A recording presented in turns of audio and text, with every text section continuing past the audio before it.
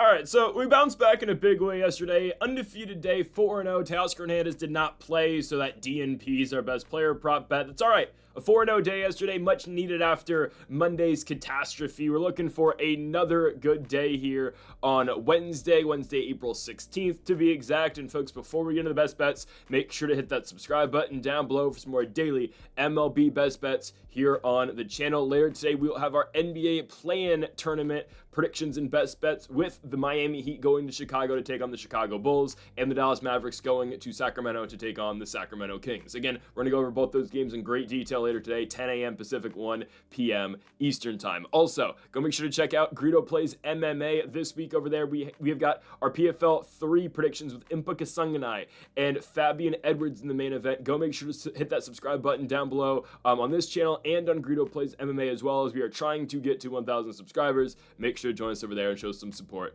to the channel. And we're starting things off with the return of Spencer Strider, and we're going to immediately fade him. Yeah. Might sound harsh, but I think it's a really good spot. All right, so Spencer Strider coming off of Tommy John, the UCL injury, obviously pitched 2 games in 2024, had an all right outing against the Phillies and then got blown up in that Diamondbacks game, and then obviously he went out for the entire season with Tommy John. Kind of a similar situation. I don't want to always compare things to the Nationals, but kind of similar to what happened to Josiah Gray. 2 starts in 2024, Tommy John surgery, now Strider's back, which makes me kind of wonder, when is Josiah Gray going to be back if they literally had the surgery at the same time? I don't know. Anyways, Spencer Strider's back today. He's finally making his return over a year off. He's going on the road with the Braves to take on the Toronto Blue Jays in the final game of this 3-game set. We're immediately going to fade Spencer Strider. The line for him is set at 6.5 strikeouts today. I'm going under. And I completely understand. At Spencer Strider's best, is he an elite pitcher in the MLB? 100% he is. Hell, look at his starts last year. I mean, in his first start of the year over the Phillies, I believe it was the second game of the season last year for the Braves. It might have been the first. I think it was the second game of the year. In Philly, the Braves win it. Spencer Strider goes 5 innings, gives up 2 runs, 8 strikeouts in 5 innings against a loaded Phillies lineup. That's what he is capable of doing.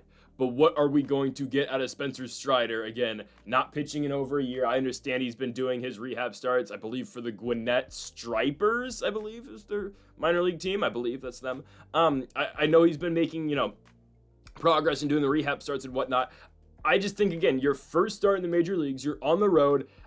I've learned this a lot just in terms of over my years betting, obviously, or, watching sports or whatnot. Usually return games are very underwhelming. They just are. Now, especially with pitchers too, they can be severely underwhelming. I've seen this multiple times with Steven Strasburg, and yes, I will relate this to some of my favorite players, but I'll relate this to Steven Strasburg. Came off injury multiple times. When Strauss would always come back, he'd always have a shaky first game and really would never go deep into games. And I don't know if there's a pitch count on Spencer Strider. I assume not. At least there's not one that is made, well known for all of us. But I can't imagine Strider is going to pitch more than 80 pitches tonight. I think that would be the max for Strider, and I don't even know if we're going to get there. But anyways, I've seen Steven Strasburg come back from, carpal tunnel and all these injuries, and really just not perform once he came back from injury. I've seen in other sports too, hell, I think football can be an exception, but you look at basketball, right? Because football's different because they play 17 games a year and literally every single game is, this is the season. Regardless, I've seen it in basketball too. I'm just going to bring you 2 examples real quick between 2 all-pro, all-star players. Victor Oladipo, when he returned in 2020, coming off 2 all-star seasons in 2018 and 2019, comes back from injury over a year out, has, hits the game-winning shot against the Chicago Bulls in his return, but had 9 points that entire game and shot like 3 for 13 from the field. Luka Doncic was out about 2.5 months this year, got injured on Christmas, returned with the Los Angeles Lakers against the Utah Jazz. Didn't have a bad game, but it wasn't a Luka night, and hell, it took Luka 2 months to get back to Luka Doncic form. Luka, I believe, had only 18 points in that Jazz game. So usually players in their return games from injury are severely underwhelming. I don't think Strider, oh hell, I can give you one more example. Another Braves pitcher, Mike Soroka. I went to Mike Soroka's game when he came off of that long injury. He got injured in 19. I'm completely blanking on Soroka's timeline. Regardless, I saw Soroka's, it definitely wasn't 19, because he came back in 2023. I saw him pitch on Memorial Day in Oakland. Didn't have a bad start, but was on a limited pitch count with the Braves. Goes about 5 innings. I think his over-under that day was 4.5 strikeouts. I remember I had it, and he was under. He had 4 strikeouts. So, again, players will be underwhelming, I believe, in their return. I don't question that Strider at his full capability at his best is still going to be good. I think he's going to be very good. But in his first game back, I think he's going to fail to the 6.5 strikeout mark. It's just a lot for your first game. So that's why we're going the under here. Again, Strider at full strength can 100% hit this no matter who the lineup is, right? Toronto tonight, don't really care that they're playing the Blue Jays. This is just more of, I don't really trust in Strider in his first game back to hit this line. I think he's going to give the Braves some good innings, but 7 strikeouts, that's just a lot to ask for. So I'm going to go with the under strikeouts here on Spencer Strider to kick off the day. Under 6.5, minus 125. That's our best player prop of the day. Next up, we go to our first of 3 money lines, because we'll get to our Daily Nationals best bet. Anyways, Mets and Twins. I'm going with the Minnesota Twins here. The main reason for that is the New York Mets don't have a pitcher. I assume they have called up Justin Hagenman, former Penn State pitcher, 28 years of age. I'm not entirely sure if he's ever made a career start. I know he's pitched out the bullpen, and that's what he was for early with the Boston Red Sox. I don't think he ever started with the Red Sox in the major leagues. He pitched in double and triple A for them as a starting pitcher last year, but I don't think ever made a start for the Red Sox. Signed a minor league deal with the New York Mets, started the season in Syracuse with their triple A affiliate, and now he's here in the major leagues. Originally, this was supposed to be Griffin Canning's start. Griffin Canning is sick, so he's not going to be pitching tonight. So yes, they have to go to Justin Hagenman. Short notice call a day before your first start with your new team. I don't like it for the Mets. And who knows how deep into this game he goes. And also the Twins have split this series so far with the Mets, right? New York wins the second game in the series yesterday, 6-3. And we can get to Juan Soto in a second. I will. I know Juan hit a home run yesterday, but obviously Soto has been the topic of discussion since he signed this contract with the New York Mets. And I understand Minnesota's been severely underwhelming this season. They're 6-12, but you look at the American League and the best team in the entire league is 10-7. It's just, and then you look at what's going on in the National League and it's a bloodbath. It's unbelievable. The Mets are the first place team in the NL East right now. They're 11-6. Again, they're not a bad baseball team. I wouldn't say they're great right now. I still don't think they're going to win the National League East. Maybe they do. I'd be very surprised if they did. Pete Alonso is hitting like one of the best is batting like one of the best players in the league right now. Batting .356, slug 729, OPS. I believe above 1100 if I'm not mistaken. Alonso's been good. I'm not going to deny that. Hit a home run yesterday. It's interesting considering that Juan Soto quote that was on the front page of the New York Post where he said, it's kind of tough when you don't have the best hitter in baseball behind you, which again is true. I don't know if Aaron Judge is the best hitter in baseball. As much as I don't like the Dodgers, Shohei Ohtani exists. But regardless, it's just an odd thing to say when you literally play in Queens and you're talking about the team in the Bronx. And in all fairness to Pete Alonso, he's not Aaron Judge, but he's done a damn good job at putting the ball in play this season and smashing the baseball. So Juan hits a solo home run yesterday, raising the average this season to 250. He's got 2 home runs in the season and 6 RBI. Juan Soto has not been good with runners in scoring position this season. His home run yesterday was a solo home run. All I'm saying is yes, James Wood is having a better season than Juan Soto, and I'll argue James Wood's a better baseball player right now than Juan Soto. That's all I'm going to say. I like the Twins in this spot, though. And this really doesn't come down to the Twins' bats. It doesn't really come down to the Mets' bats. It just comes down to the pitching matchup. I don't know what the Mets are going to do once Hagenman gets blown up in the first couple innings, because then they got to go to their bullpen, which they have gone to quite a bit. I like this spot for Minnesota a lot. I do. On the mound for the Twins, it's going to be David Festa. Festa, 1 start this season, 4 2/3 innings, got the no decision, obviously because he didn't go 5, but 4 2/3, gave up 3 hits, 0 earned runs. He was decent against the Tigers. We just need a mediocre start from Festa tonight, and I think we're fine. Again, I don't like what the Mets are doing tonight. You're getting a guy in Hagenman who's really never been anything of note. Used to be a relief pitcher, got converted to a starting pitcher by the Boston Red Sox.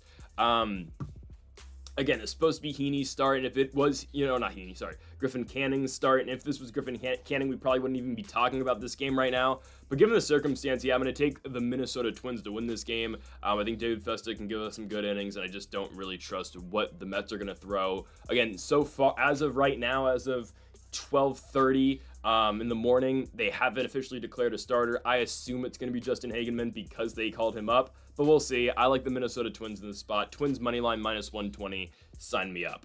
Going on to our third best bet of the day, let's go to our next money line. We go to Petco Park in San Diego, California. The San Diego Padres take on the Chicago Cubs. I'm taking San Diego here. So these two teams have split the first two of this series. These are two of the better teams in the National League. Let's just be honest. I mean, we know how stacked the NL West is. You got the Padres, who are 14-4. The Giants are 12-5. The Dodgers are 13-6. And the Arizona Diamondbacks are in fourth place in this division. They're 10-7. That would be the best record in the American League.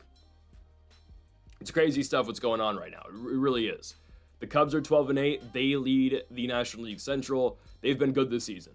Yesterday, the Cubs won a 2-1 game in extra innings. It was our Nerfy yesterday, which did hit. I'm not taking the Nerfy in this game. That's going to be our final game of the day today, but I like the Padres to win at home against the Cubs. Pitching matchup's a good one. It is. The Cubs will be throwing their southpaw, Matthew Boyd. Boyd's been excellent this season. Doesn't really go more than 6 innings. Let's just be honest. That's not what he does.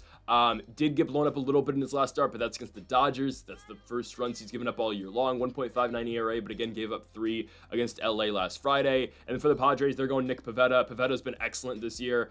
The Cubs start was not great in his first outing, but second time around against the Cubs, I think Pivetta is going to be better this time. You do look at his 2 starts where he's been really good. He goes 7 innings against the Braves and the Rockies, but then you do think, okay, those are the Braves and Rockies. But in those 14 combined innings, Nick Pivetta didn't give up a single run, and in his last start against Colorado, 10 Ks along with the 7 innings pitched. I know it's Colorado, and that's when they were going through a stretch of 31 scoreless innings, but still, that's good stuff out of Nick Pivetta. In terms of the lineups, right, I mean, I still value San Diego's lineup better than Chicago's. And that all starts with the guys at the top of the order for San Diego. We're talking about Tatis. We're talking about Arise. We're talking about Machado. I do think they are the all-around better baseball team. I know, again, baseball's matchup, it's a game of matchups, right? Because they play 162 games for a reason. The best team in baseball all time. If you lose 50 games in a season, you're considered an all-time great regular season baseball team. That's just, again, that's how the sport works. And again, it's very rare for a team to only lose 50 games. But anyways, right, the Padres are 14-4. They've been excellent this year. They took that 4th loss yesterday to Chicago. I just feel like they're too good to drop back-to-back at this point. It's a day game. They got Pivetta on the mound, and I don't mind the matchups for the Padres bats against Matthew Boyd. I don't mind Tatis against him. I don't mind Machado against Boyd, who, historically Machado has really hammered left-handed pitching. There's just a lot of good right-handed bats in this Padres lineup that should be able to swing hard and swing often against Boyd, which should as a whole lead them to victory in this game. I think they will score early in this game. They scored 1 run in the 5th yesterday, and that was it. They were held to 5 hits against Iminaga and the rest of that Cubs bullpen, our pitching staff, I guess. But I think the Padres get it tonight. I think Pivetta has a much better go-around in his second attempt against the Cubs. Again, that first start was on a Saturday in Chicago. He gets the Cubs now at his home ballpark in San Diego. If it means anything, Pivetta at home this season has gone 14 innings and given up 0 runs and 4 hits in 14 innings and 14 strikeouts. That's pretty good home splits. Again, we'll see. Small sample size, I completely understand, but I'm going to go with Nick Pivetta and the San Diego Padres to win this game at home at Petco Park and go to 15-4 on the regular season. Give me San Diego on the money line, -125 for the Cubs at home. For the Padres at home against the Cubs. We move on to our 4th best bet of the video. We go to our daily Washington Nationals best bet. So I did say yesterday that was the start of the Washington Nationals 6-game win streak, and that's exactly what it was.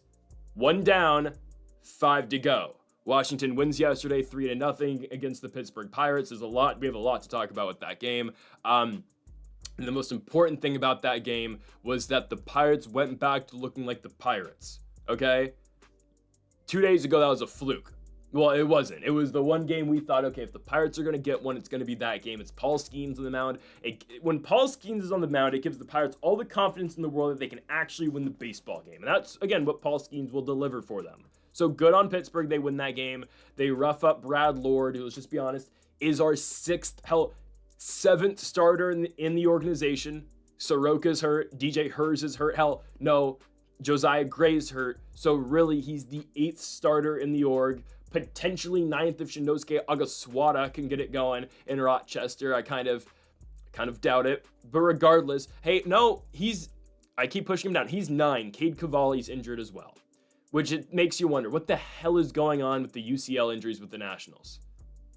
I don't understand. We've got 3 guys out with Tommy John now. When is Cavalli back? When is Josiah Gray back? Spencer Strider's return today made me realize, wait, shouldn't Josiah Gray be back by now? There's a spot open for him in the rotation now. Regardless.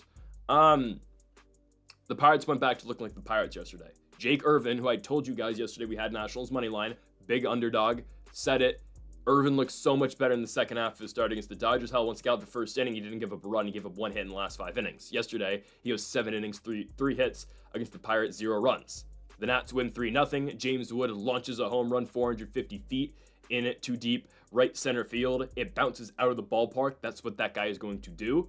And the rest of the lineup, it is what it is. Keibert Ruiz goes 0 for 5. Second 0 for of the season for him. He's still batting .333. Dylan Cruz killed a baseball in the center field. Hit it 110 off the bat. Of course, it's caught. But Dylan Cruz did pick up a single later in that game.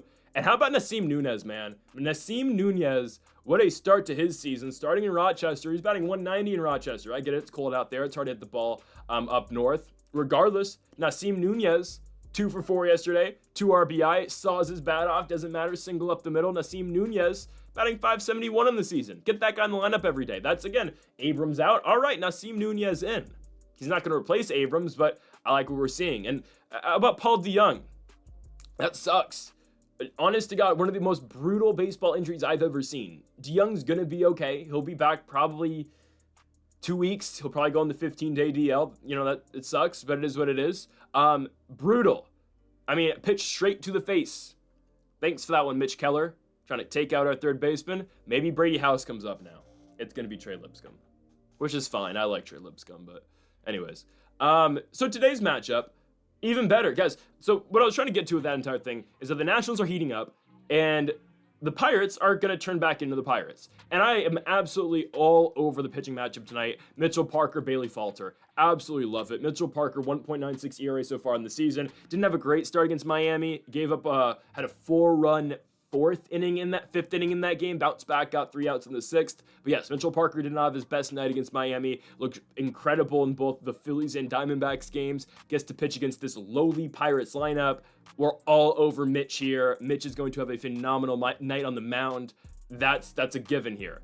Bailey Falter, 7.2 ERA this season in 3 starts. He goes 6 innings, 7 hits, 2 runs against the Marlins. Yankees, 4 innings, 7 hits, 7 runs. Reds, 5 innings, 3 hits, 5 runs. The Pirates are yet to win a game this season with Bailey Falter on the mound. On top of that, Josh Bell career hits over 600 against Bailey Falter. I think it's 9 at-bats, but if I'm not mistaken, he's 6 for 9 against Bailey Falter career. Might be 5 for 9, but I think it's 6 for 9.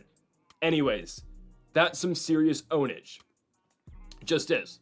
Falter a lefty. Josh Bell usually not the best hitter from the right side of the plate, but obviously he is against Bailey Falter.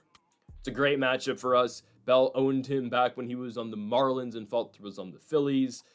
I'm absolutely all over this spot here. I did think about taking a Josh Bell player prop, but I'm just going to take the Nationals money line. The Falter has not won this season with the Pirates. Again, the Pirates have not won with him as the starting pitcher of this team. You got Ahmed Rosario now in the lineup with the lefty. We know what Ahmed does against left-handed pitching. Dylan Cruz, all right, he's coming through. And how about Nasim Nunez as well? We're all over the Nationals here. Again, it's a bad matchup for the Pirates with Falter on the mound, and I just don't think they're going to be able to score all that much with Mitchell Parker on the bump as well, who's been having a great season so far. Again, this is the beginning of the Nationals. This is the continuation of this Nationals 6-game win streak, right? 1 down, 5 to go. They will finish the road trip 12-10, mark my words. And they're going to get the Pirates tonight. Mitchell Parker is going to give us 7 innings of shutout baseball because the Pirates are that atrociously horrible. And then we're going to get Jorge Lopez in the 8th, Kyle Finnegan in the 9th, or Jose Ferrer, don't care.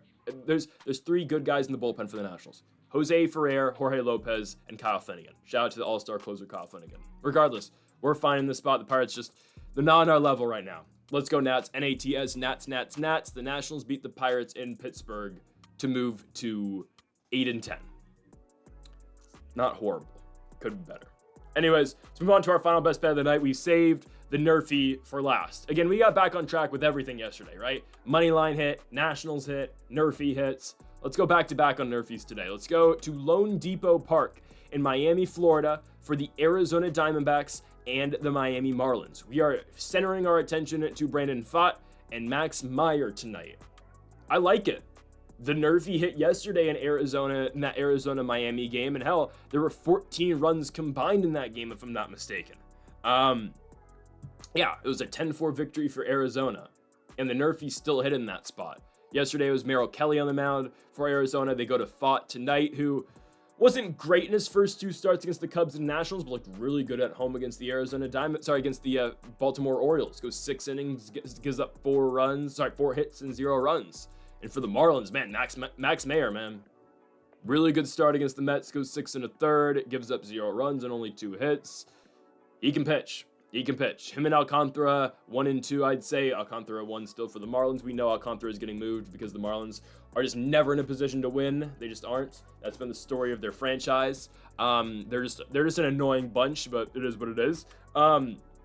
Mayer can get us 3 outs. I think it's the more concerning spot, obviously, when you look at the Arizona lineup and when you look at the way Corbin Carroll's been playing this season. I know we are a couple weeks into the season at this point, but right now Corbin Carroll's in the MVP race. And I don't think anyone should really have a problem with that. Corbin Carroll yesterday hits a home run, 5 RBI in total over 2 hits. Yeah, the guy's really good. In this Diamondbacks, the top of this Diamondbacks lineup, Corbin Carroll batting .338, Geraldo Perdomo batting .321, Pavin Smith's batting .375, and Josh Naylor's batting .328. That's gross. It's absolutely gross. But I actually do believe Max Meyer is not a bad pitcher. He looked really good in his first couple starts, and we're taking him here. We are taking him to shut down Arizona.